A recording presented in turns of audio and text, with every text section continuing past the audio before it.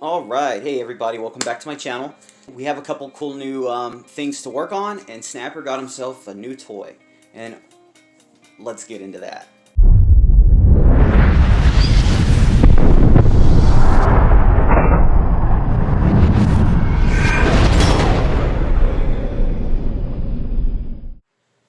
Okay, so right now what you're looking at is a Herman Schmidt. It's a German-produced 22 single-action Army revolver.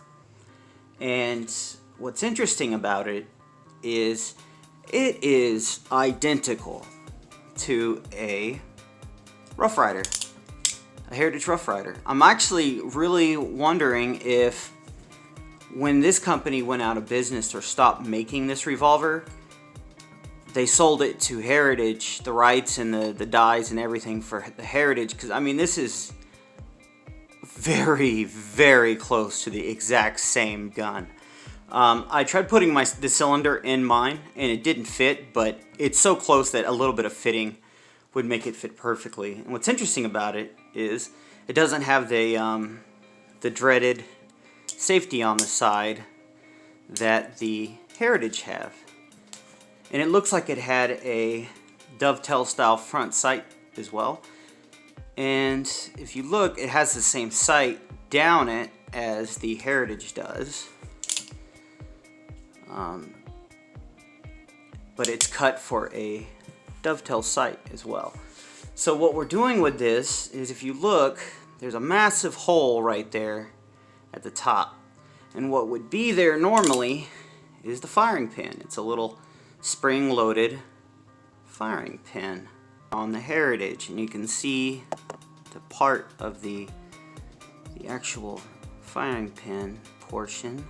I believe it's this side, and it's supposed to press in from that side and be retained by a little pin that runs through the top of it. And this is the same way, you know, the little pin through the top, and it went through. The problem is this side's wall that's supposed to have been on, you know, this internal part came out of the gun.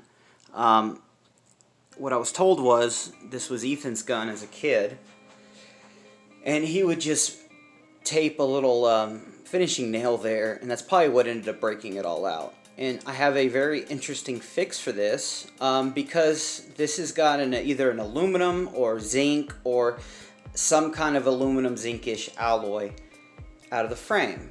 And same with your grip here and your trigger guard. And if you look at the Heritage is actually the same. Everybody thinks this is a steel frame or a metal frame. Well, it is. It's aluminum or zinc. It's the exact same as this gun. So I have a TIG welder, and it is possible to TIG weld, you know, aluminum or zinc or even this alloy. But not everybody has a TIG welder. And first thing I'm going to try will be kind of an out of the box idea on how to fix this. So stay tuned, and I'm almost 99% sure that this will fix it, because I've done these things before in different holes. But just stay tuned when the video comes for this on how to fix this. And once this is fixed, we're going to nickel plate the gun. So it'll end up being a very nice, pretty little Heritage Rough Rider looking single action 22 revolver. So keep an eye out for this on the channel. It's a project upcoming. Alright, and the next thing that showed up were all the parts for the little Remington that I'm going to be nickel plating and fixing up for Garrett. So what's left, I still need to make the front sight. I haven't done that yet, but I was waiting on the parts to show up, and everything will be fitted. We'll clean it up really pretty. I have a really interesting way of retaining the arbor pin. A lot of people just put the little head on it, which is right here. They'd put their head on it, and then they would put a set screw in it. But we have a different way of trying this that Garrett sent me a picture to, and I 100% love the idea. I think it is one of the more creative ideas of doing it, and I'm going to keep that a secret. You're going to have to watch the video when we get there.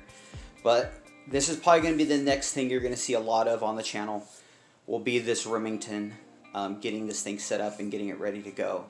I got the grips need to be fitted to the gun, rounded off. And there's a couple other things that I'm not going to mention until we get there, just because I haven't told Garrett about it. But we will be engraving the 11 Bang Bang on the back.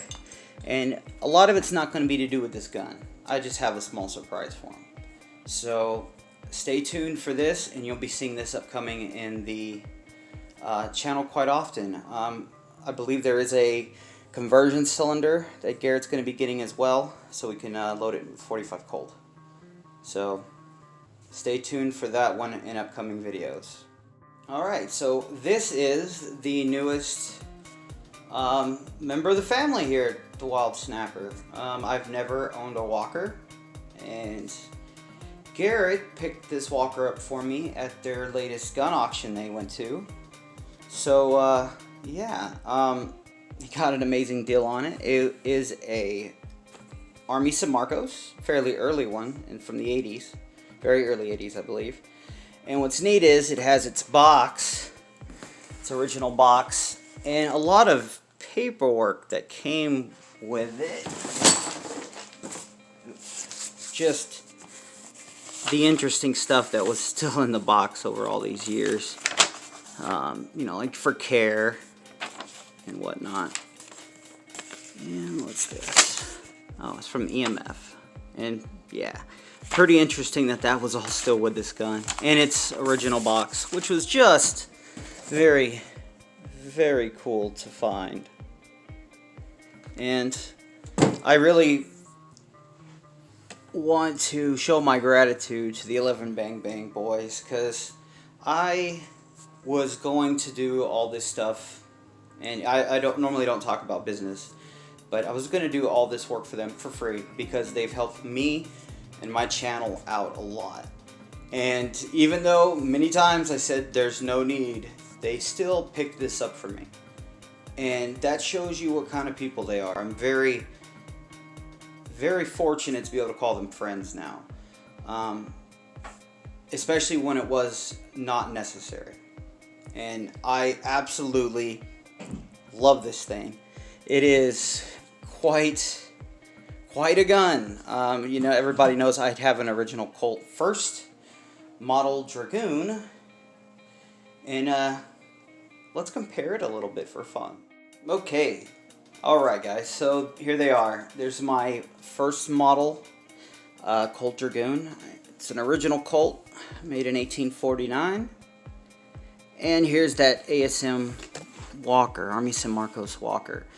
And, well, what's really interesting is I always thought the Walker would be dramatically heavier. I mean, noticeably heavier. And believe it or not, there's not that much weight difference. They feel, I'm sure there is a, you know, a significant difference as looking at it on a scale.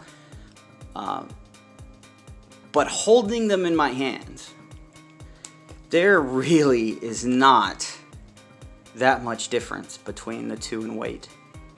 To me anyways. And look at the cylinder scene on this thing too. It is just gorgeous. Now, unfortunately, it looked like somebody had I've looked at the timing of the gun, and the timing's correct. What I think was happening was somebody would get it to half cock, and then they would lower it without going all the way to full cock, and then you'd end up being between the cylinder, and then they would rotate it and scratch the cylinder. But man, come on, focus. The cylinder scene is just gorgeous. It really makes me jealous. I really wish my first model here, my Dragoon.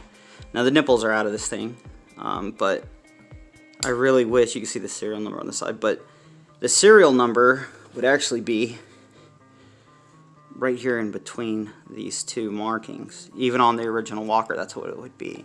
And that's where mine is. And as you can see, there's not much left. There's a little bit of the bordering on the top and the bottom. And there's a little bit of the horses and stuff you can still see fairly well with your eye. But quite cool. Real quick, I wanted to pull the cylinders out and see if they actually kind of fit with each other. But I wanted to talk about just a quick hack, because I've seen this so many times on YouTube where somebody has a percussion revolver and they're pulling it apart as hard as they can after they take the wedge out. All you need to do is stick it between two cylinders and drop your loading lever and whack it. Oops, sorry, I hit the camera. And whack it, and it'll come right out real easy. Now, I don't think this gun's probably never been fired. It still has a lot of its original grease, and I haven't taken it apart yet to look on the inside. But man, that cylinder is pretty, isn't it? So let's take the old Colt. Now, what's nice about the Colt still is it retains its wedge. So there we go. So you can see the arbor pin is quite a bit longer on the Walker. And let's see, that's that. Let's see if the Armi San Marcos actually fits on this. It does. But yeah, it does. I'm not going to try even cocking it to get the bolt up, just because if it is not timed, it's just too much of a warrior scare if I got it to go in there or hurt the bolt on that Colt. Now,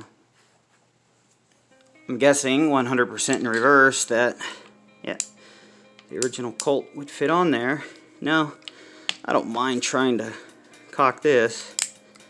Oh, no crap. It's actually kind of timed. Oh, that's pretty cool. And it's locked up pretty well. That's really neat. It's actually quite well locked up. That's pretty neat. So I'm sure that that would be the same on the Colt. So I figured that'd be just a little bit of a fun comparison. And being that the arbor pin is so much longer, it's obviously not going to fit. And there seems to be a different size. Let's try that Walker cylinder on the Colt just for fun. Yeah, they're a different size, the pin itself, its diameter.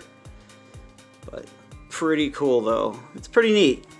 And I'm really looking forward to getting this thing out and shooting it. So I'm sure that will be on the channel very, very soon. And there's a couple things that I want to do to this. Just because, one, it looks like the grips have shrunk and you have that nice sharp edge. I may fit the metal to the wood or just get some new wood and refit a set. And the red on this thing looks just way too bright red. That it'd be kind of nice to take the finish off, sand it down a little bit and stain it a little bit darker. More original to the original-ish. And I plan on stripping the bluing off the cylinder, just because I know that that is supposedly correct. I don't know if that was all of the Walkers or some. I haven't studied the Walker that much, and I really couldn't give you a 100% reason why. I was thinking about getting a second gen for the longest time, but I never did it. And I'm kind of sad that I never got one earlier, because it is quite an interesting little gun. Well, not little, big, really big gun. But this thing needs to be taken apart now and cleaned up. But I just wanted to tell you guys about this little bit of an update and the new toy on the channel.